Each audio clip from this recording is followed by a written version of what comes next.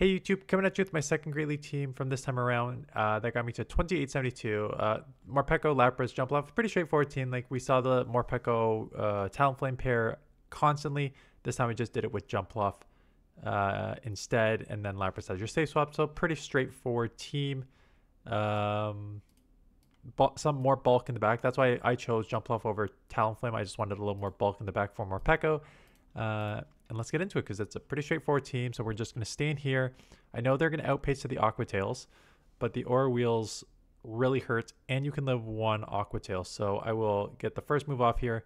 They do shield and CMP me. That's fine. I will let one go, knowing I can live it. So Aqua Tail lands, not enough to take me out. They will outpace to the second move. I know that. That's fine. But no, I will outpace my second versus their third. So going to throw it right away, worried that those poison stings will start adding up on a very, very glassy Morpeko. Do take him out resisted. Aura Wheel, what's going to come in? Golisopod. So do chip a good amount, which now should put it in Aerial Ace range because it is a half bug. And bug takes super effective from flying. So gonna come in here, eat the X Scissor. Okay, Aerial Ace, that's super effective against me, but non-stab and stuff, so it's not too bad. Land the Aerial Ace on them, take them out. It is a Jellicent in the back. So I'm getting to the acrobatics here. I'll probably stay in and try and get another acrobatics off just because, or maybe I'll try and catch. My win con is Jumpluff, and yeah, I do catch a move on Lapras, knowing that Jumpluff is sort of my win con with energy because Lapras doesn't have any charge moves for this. I do have Sparkling Aria, and that is a good move, so it will chip, but advantage to the Jellicent in this matchup. But the side waves do add up, right? Resisted Sparkling Aria will land.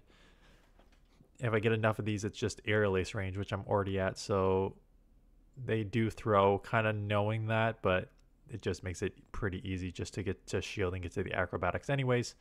So here comes a shield. Actually, I don't even need a shield. Acrobatics we'll take out from this range for the first win here. Dragonite. This Dragonite matchup is tough just because the Shadow Dragonite damage does so much more Morpeko. This is one of the easiest baits you'll get to. Almost every single one shields. It's just so glassy. You kind of have to. Which now forces the energy here. Because if they don't, I'm going to get to a second Psychic Fangs and basically grab that second shield. So they do take me out with Dragon Claw. I'll come in with Jumpluff. And they get out into Lapras. So I'm going to get for sure one acrobatics off.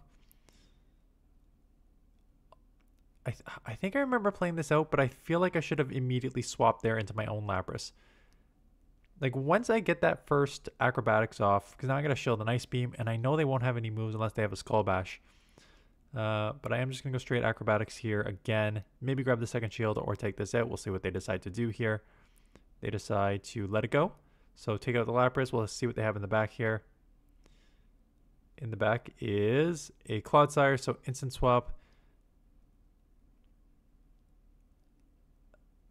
I'll probably just commit to the shield and farm down to come out with two Sparkling Arias because that will probably be pretty valuable on the Clodsire. So do take them out. Have two Sparkling Arias, so they'll shield one, but I will get one off to chip it to at least probably 50%. So there's one shield. Here comes the next move. This will get it to the yellow. Side waves are going to start adding up here. And now I make a catch as well. You are double weak to rock. I do catch an earthquake, so that is, yeah, that's devastating. Jumpluff. Okay, play this out. Throw out Aura Wheel.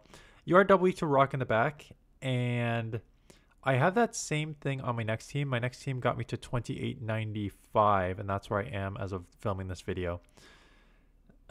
Double weak to rock, and I don't know if it's just because there was no rock in the meta that I felt comfortable doing it.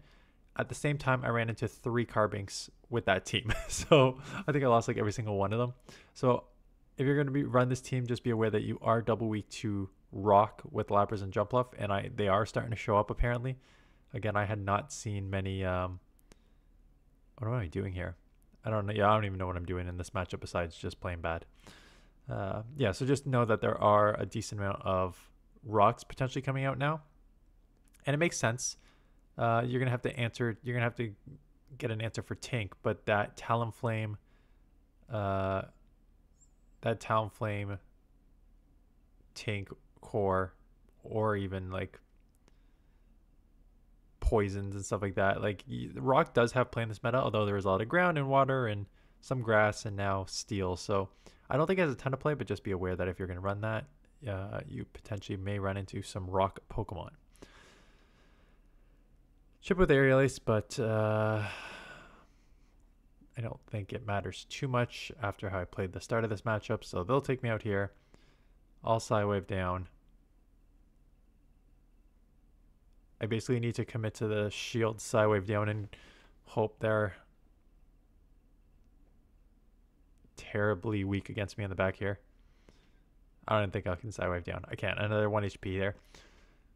I don't know. I know Lapras is ranked higher, and I've played both Shadow and the non-Shadow. I know the non-Shadow really takes a lot of damage, and some of Lapras's strength is its bulk. And I have a good 4, 0, 15, 12 here, so the IVs are good for it. But every time I use Lapras, I feel like it's like every time I go against a Lapras and they Psywave Sparkling Aria at me, I'm like, wow, that does so much. And then every time I use it and do Psywave Sparkling Aria, I'm like, why does that do so little?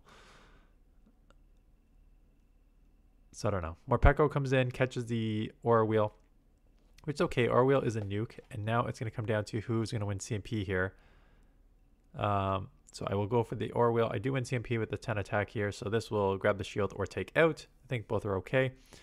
They do decide to let it shield, so probably take switch. And they decide to Psychic Fangs me, which is interesting. I kind of knew this was a Psychic Fangs too, but in the moment I wasn't like paying attention or counting. It wasn't a second Psychic Fangs, which is kind of annoying. But I am at a third Aura Wheel, and I throw blindly. It is a Stun Fist, so that is unfortunate because that is resisted. But I think I can get to my fourth Aura Wheel before they get to a move. Can I? No, I cannot. They do get to the move. That's okay. I can align with Jumpluff. Oh, I'm going to shield.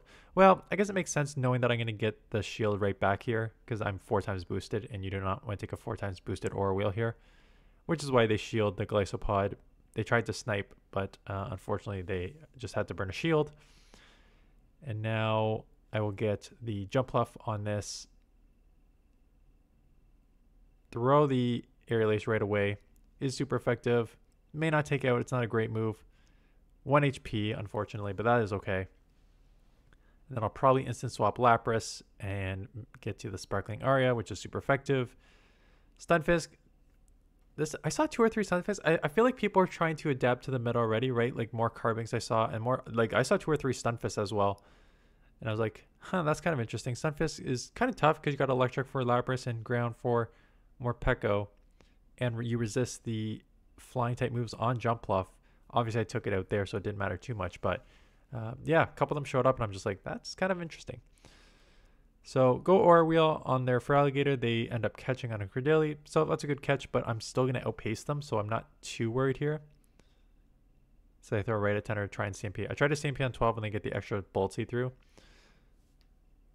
I thought they would try and throw right away to lower my attack, but they did not, which is why the extra Bolt C went through. That's the problem when you try to CMP tie. Sometimes they just do not throw when you expect them to. So I will shield back. I'm already 2 times boosted. And now 1 times boosted, but I was still looking to keep alignment here. And they double shield. Interesting. What am I going to do here? Gonna let it go? Yeah, I'll take that shield advantage with Jumpluff. Again, double weak to Rock. So Rock Tomb will hurt.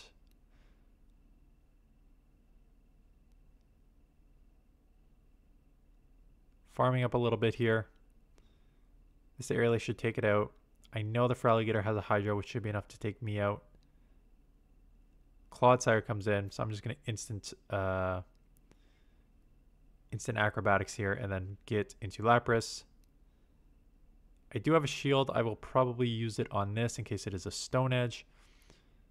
Feraligatr has energy, but I'm not too worried about Feraligatr. Get off the Sparkling Aria on the Clodsire. I was saying I wasn't worried about Feraligatr, but this matchup is actually kind of evenish. I've played this matchup before. You both have resisted charge moves. Hydro Cannons really hurt. The Shadow Claws do add up, so it's not as straightforward as you would want it to be. And make the catch on the Jumpluff, which is huge. Here comes another Hydro Cannon.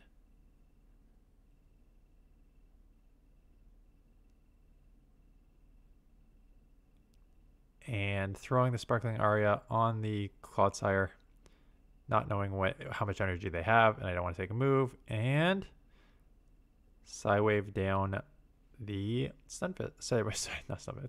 Feraligatr, but Stunfisk again. So I have to come into this matchup. Again, Jumpluff doesn't have any moves. At least I know I'm taking super effective moves, but if I get to a Sparkling Aria, I'll get one back on them. But if they chip and dip, now I'm in trouble. So yeah, like I haven't seen Stunfisk basically at all. And now I just saw two of them, and again, 2 or 3 Carbinks. So the meta is evolving. Stunfisk is kind of an interesting one, right? You have ground coverage for your poisons and your steals now in Tink. You have the Jumpluffs, and you have Jumpluffs, which are now almost all running flying type Aerial Ace Acrobatics. So you resist those as an electric. And Talonflame, you beat that. So you core break the Morpeko and Talonflame core. So it's kind of an interesting one. I don't like it. Maybe I'll like it more now that I play Dusclops more. I kind of mentioned in my other video how I hate playing Dusclops. Sorry, how I hate playing Pokemon like Dusclops. But I played it and had good success with it. So maybe now I can come back here and play the same way with Stunfisk. I don't know. Still definitely not my style of Pokemon. Stunfisk does come in. I get off the Acrobatics. It is resisted, but we'll do Chip. And now I'm hoping just to be able to out-spam on the Psywaves here, or at least lower their defense ×2 that I can take them out with a flying move on Jumpluff. So I shield, they shield. Here comes another move from them. I'll shield again. Get off this second Psychic Fangs. This will probably grab the second shield. It does. They should outpace me to this move. But now they're 2 times lowered. So and I'm a Shadow. So if I get a Shadow Acrobatics off, I probably do take this matchup, but not if they get outpaced me here. Should I throw in an Aerial Ace there? I don't know if an Aerial Ace takes out, but 2 times lowered, maybe it does.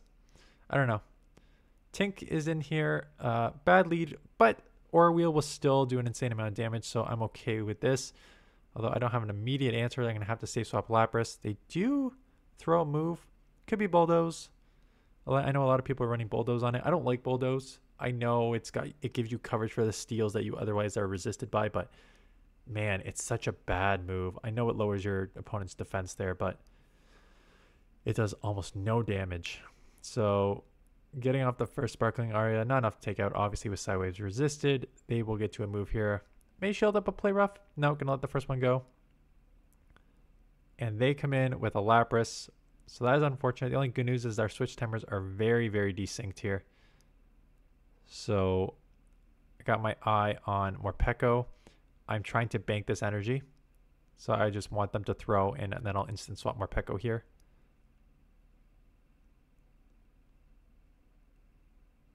They do get to a move. I do have shields, and Psywave is resisted, so I do commit the shield, and I have a shield advantage. So Psywave is resisted, which is why I feel somewhat comfortable farming up a little bit there. Get off the Aura Wheel. This will take out the Lapras. In comes the Tink. They do have to throw immediately, so I'm okay with that. Obviously, Jumpluff is going to have a problem too. But I do have a... Shoot. I remember this. Why are you throwing an Ice Beam instead of a Sparkling Aria, a resisted Ice Beam. I was not paying attention. I was like, I think half getting the kid's bath ready. I do bait the Aerial Ace on the Feraligatr, which is a big bait there. And they do go straight Ice Beam. So now I would just outpace to the Acrobatics, and this will one-shot. So goodbye Feraligatr, and then I will be able to take out this Tink with a Aerial Ace.